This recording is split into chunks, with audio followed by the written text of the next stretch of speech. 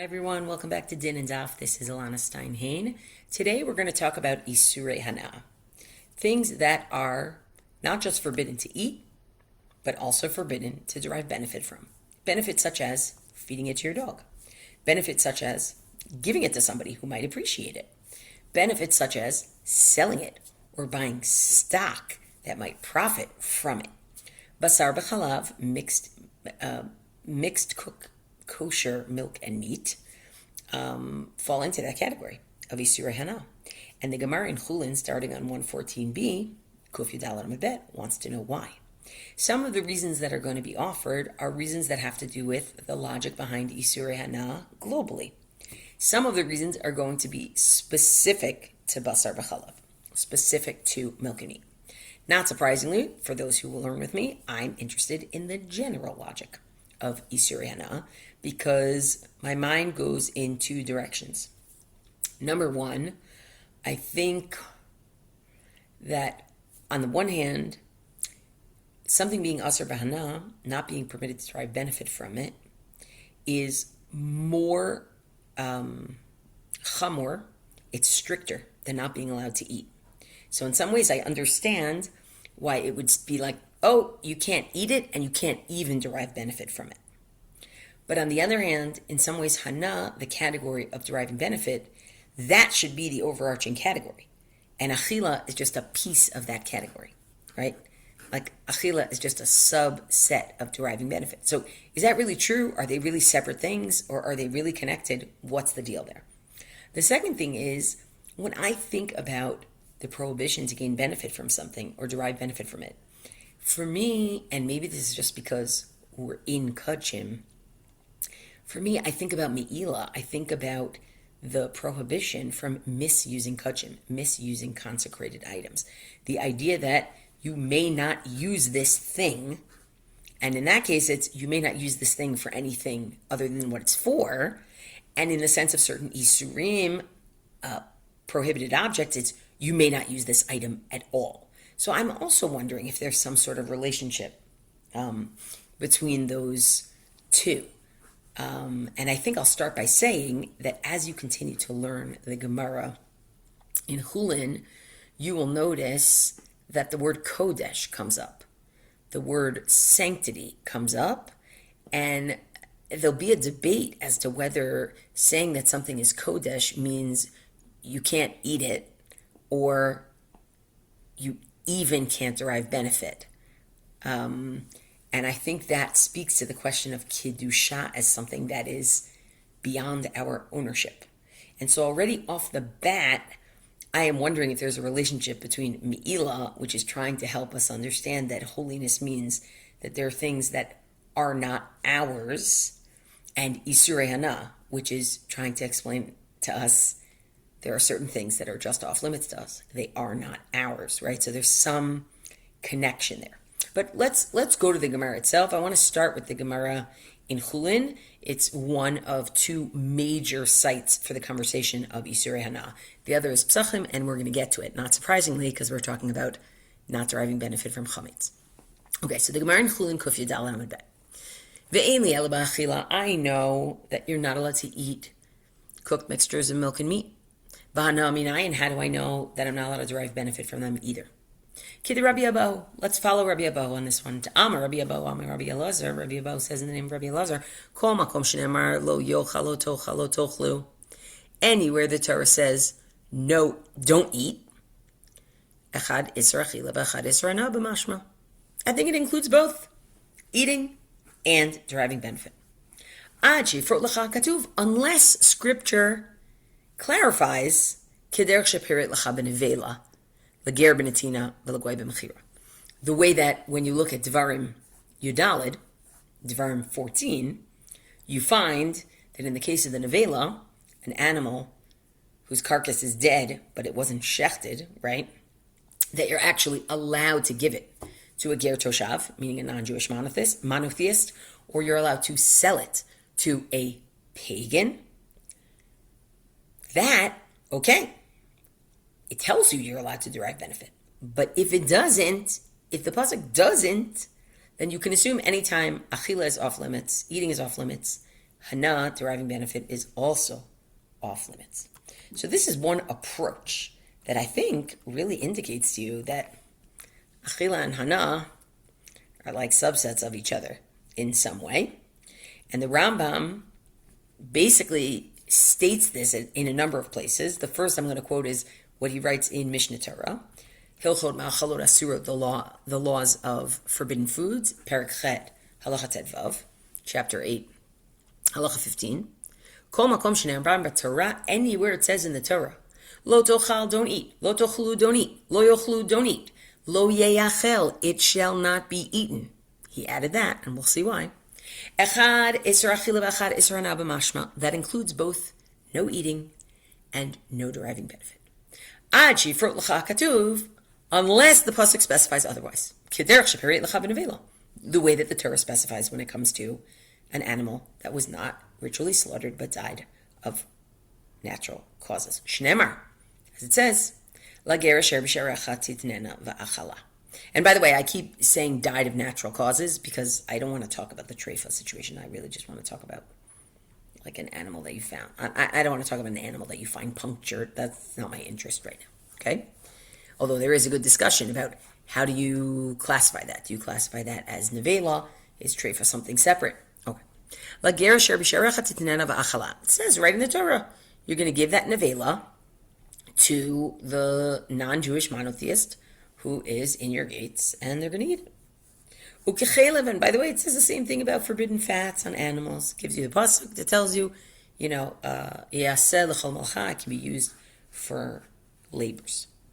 Oh, anshit berish b'torah shabal peshu mutar b'hanaa. Or maybe it's not that the pasuk tells you, but maybe we have oral Torah that tells you.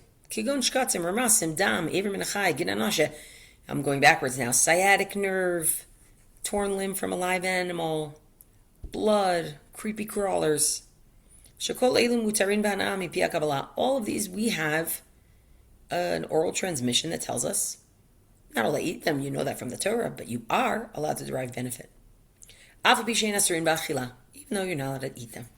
Right, so he says we might have, the default is if you can't eat it, you can't derive benefit from it. But there are a lot of exceptions because sometimes the Torah explains the exceptions explicitly, black on white, and sometimes we have some sort of oral transmission that tells us that we're allowed to derive benefit from those things. But I want to tell you that the Rambam actually says, and this is a source that I quoted a few weeks ago when we were learning about the halakha, the law of in Issur halal Issur, the law of what happens if you do one act and it contains two prohibitions. Do you get punished or do you have a liability for both? And we cited the Rambam's interpretation or commentary on a Mishnah in Kritut towards the end of the shiur. And what I'm taking now is from that commentary. He says, basar b'chalav, when it comes to milk and meat, or meat and milk, right? Ne'asar b'hanaa, it is forbidden to derive benefit from it. Mipnei she'asro hakatuv la'achila. Because the Torah prohibited eating, kimo shehikdamnu, as we said, shekol Issur ha'achila, Issur b'hanaa. Anything, or shekol Issur ha'achila, asur b'hanaa. Right? Anything that is prohibited from eating is prohibited from deriving benefit. Ad shifrot l'cha katuv, unless the pasuk tells you otherwise. Ve'ein sham katuv she'oser achilato, v'katuv Issur hanaato, rak shnei ha'inyanim yachad hem, Issur basar b'chalav. He says there's no pasuk there that says it's prohibited to eat, and then another pasuk that says it's prohibited to gain benefit. Actually, it's all one concept. And what the Rambam's really doing for us here is he's basically saying Issur hanaa, a prohibition to gain benefit, is kind of like an extension of a prohibition to eat, right? Now, you could raise all sorts of questions here, right? one kind of question you could raise is say, well, should this impact the kind of Hanaa that should be off limits? Because if the kind of Hanaa that's off limits is supposed to be derived from, or the fact that Hanaa is off limits is supposed to be derived from the fact that you're not allowed to eat it, then maybe it should be only the kind of Hanaa that mirrors consumption that should be prohibited. Like Hanaa that will actually use up the item, will actually consume the item, right? As opposed to selling it, for example, and making money. So that's one kind of question you could ask, right? Does this have any impact? The idea that it's from the Issur Achila, that it's from the prohibition to eat, does that have any impact on like practical consequences as to what Hanaa should be off limits? The second is, and this comes from this Rambam explanation itself, if you go back to the shiur from a few weeks ago, there are other types of Isurei Hanaa that don't seem to be related to eating at all. So go back to my example of Me'ila Behekdesh, right? My example of misusing kachim, right? Misusing consecrated items. We would likely not say that Issur Hanaa, that prohibition of deriving benefit that you've just overridden by misusing is something that's related to Achila. We might say that's actually related to Geneva, stealing from the divine coffers. And that is a totally different kind of din, a totally different kind of logic and rule than eating, right? So this question of are Hanaa and eating always related? Is Issur Hanaa derived from Issur Achila? Well, we know that for sure the answer is no, but it might be the case in certain situations that it is derived from Issur Achila, right? And the Rambam wants to push for that. And what we're saying is there's no consumption and then there's no consumption, capital C, right? So consumption includes you get something from it, right? It doesn't have to just be you chew it and swallow it, right? You get something from it.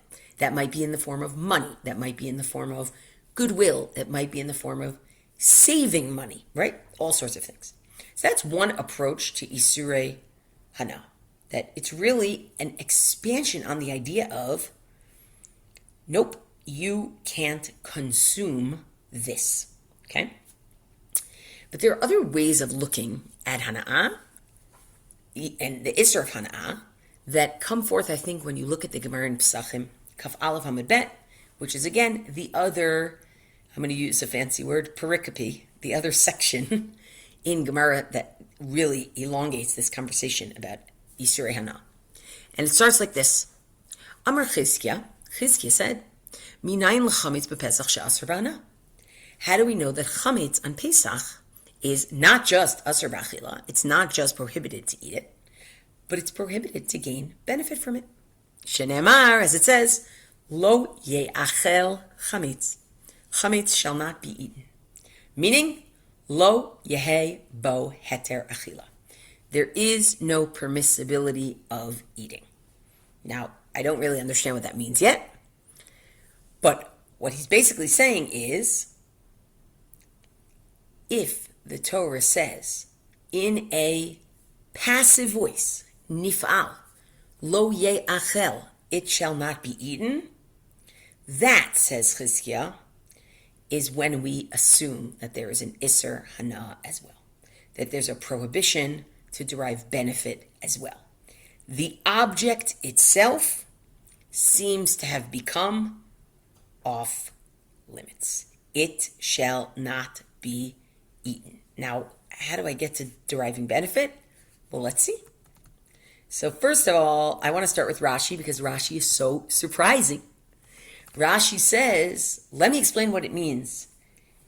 If it's lo ye'achel, it shall not be eaten, it means there's no heter achila.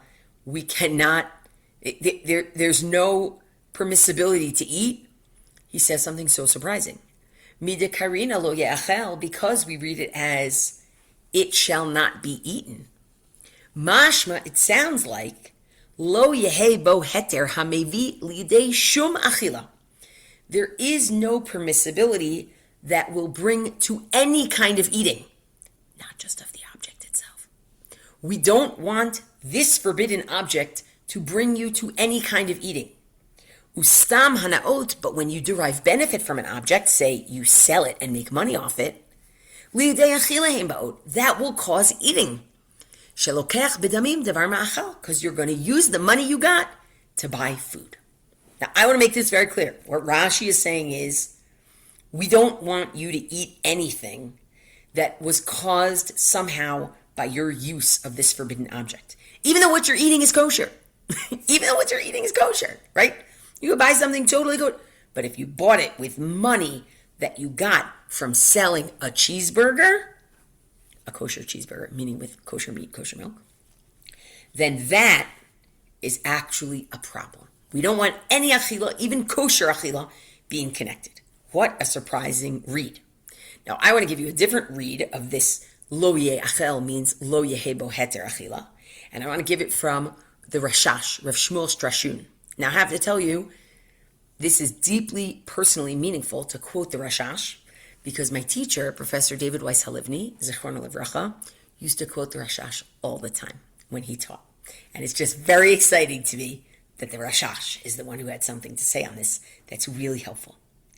He quotes this, Lo yechel chametz, chametz shall not be eaten, Lo yehi bo heter achila, there will not be a permissibility of eating, or permission that will lead to eating in some way. Ayin Pirush Rashi says, look at Rashi. And it's kind of like, look at Rashi, question mark, exclamation point, like, I don't get what Rashi's saying.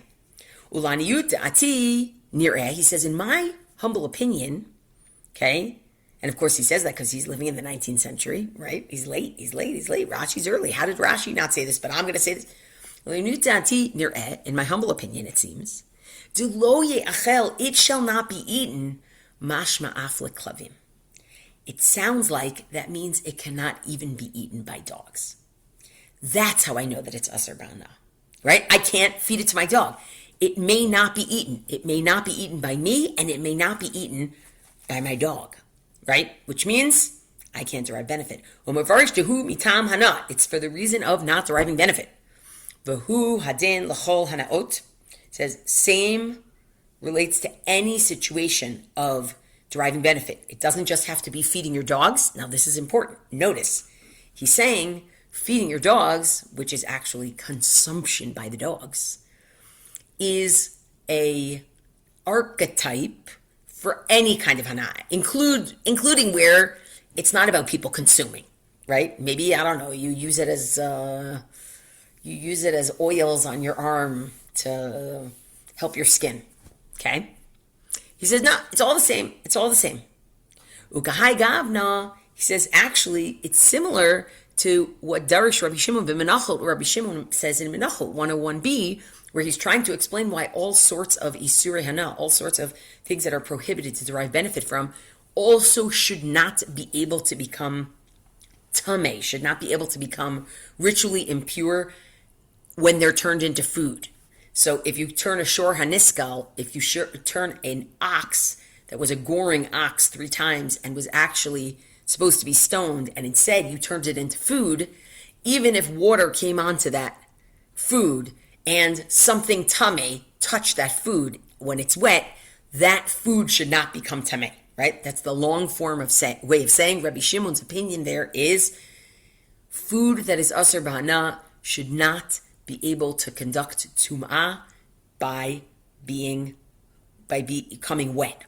Why? Because the Torah, when it talks about how to conduct tum'ah on food, which is basically by something wet touching them, and then when they're wet, meaning liquids falling on them, and then when they're wet, something tummy touches them, in the Torah it says, if water falls on kol ha'ochel asher ye'achel, any food that can be eaten, she'ata yachol l'ha'achilo l'achiriim, that you are permitted to feed to others. Umima'et mizeh, and there, on the basis of that, he says, you know what it doesn't apply to? Issur Hanaa, things that are prohibited in Hanaa, things that are prohibited in deriving benefit. Now, this, I think, is a very interesting read, because what he's basically saying is this item is now defined as non-food. This item is defined as not just non-food, off limits. It has no consumption allowance for anybody in any way. Now, by the way, to me, the parallels in my head going off between this and kudshim not being allowed to be misused, where the object itself, there's something about the object itself. It's not, I can't eat it, I can't derive benefit. It's, it can't be eaten, right? Is sort of ding, ding, ding, ding, ding, going off in my head, right? And I just want to say that it's not just going off in my head, it's kind of going off in the Yerushalmi's head. Because the Yerushalmi in Pesachim says, Rabbanan de Kesarin, Rabbi Abba, B'Shem Rabbi Yochanan, all of these rabbis say, Kol makom shne'amar, lo tocha, lo tochlu, anywhere the Torah says, you shall not eat, singular or plural, einat atofes Issur Hanaa ke Issur achila. You don't assume that there is also a prohibition of deriving benefit. But lo teachel, lo yeachel, but if it says it shall not be eaten, whether in the feminine or in the masculine, depending on the noun that it's talking about, then atofes Issur Hanaa ke Issur achila. Then you do assume that there is an Issur Hanaa. You do assume that there is a prohibition to derive benefit.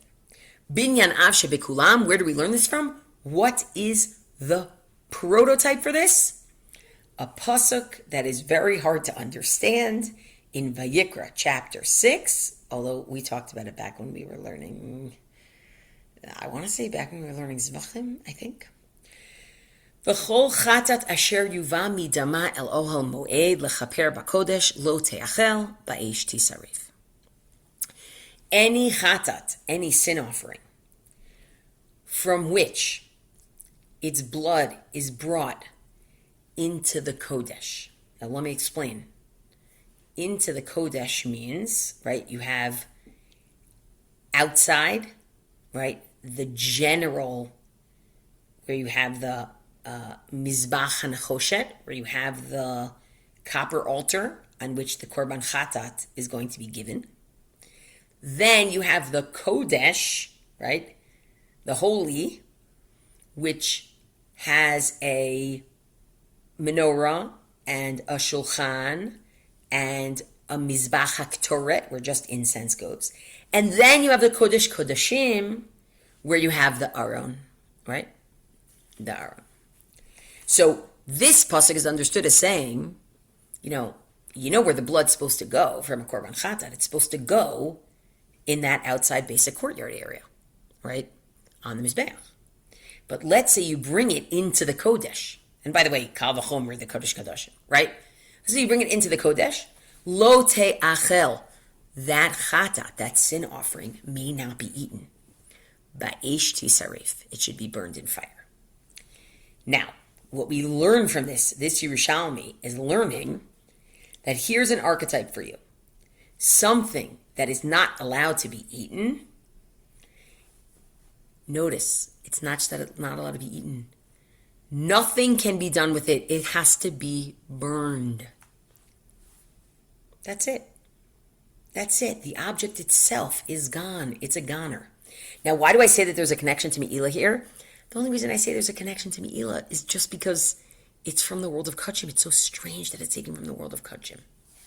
Meaning, does it have to be? It doesn't have to be, right? But here we have the focus not on, well, I can't eat, and an extension of eating is my getting anything. It's the item itself is now off limits. It is not ours. And to me, that's where the question of Kedusha comes in, that I think is really important. Now, the Gemara in Pesachim, in the Bavli, also looks at this pasuk of kol chatat asher yuva midama, etc. Any korban chatat whose blood is brought into the Kodesh as opposed to being sprinkled on the copper altar is going to be burned.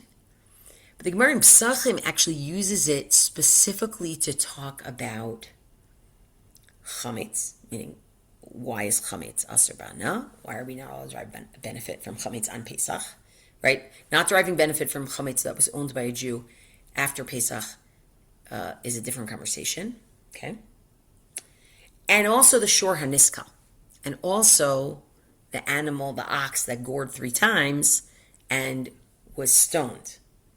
And they basically say, this pasuk teaches you that, it all is going to be off limits in Hanaa. And definitely look at the Gemara when you have a minute, but we don't have enough time to go through it because it does something a little different than the Yerushalmi. But what's interesting to me is that the whole conversation about shor haniskal, the shore that had to be put down, stoned to death because it gored, and Issur Hanaa of chametz, right? The Or Sameach from Meir Simcha at Coin of Dvinsk, he notices, he says, it's interesting. I wonder if the Issur Hanaa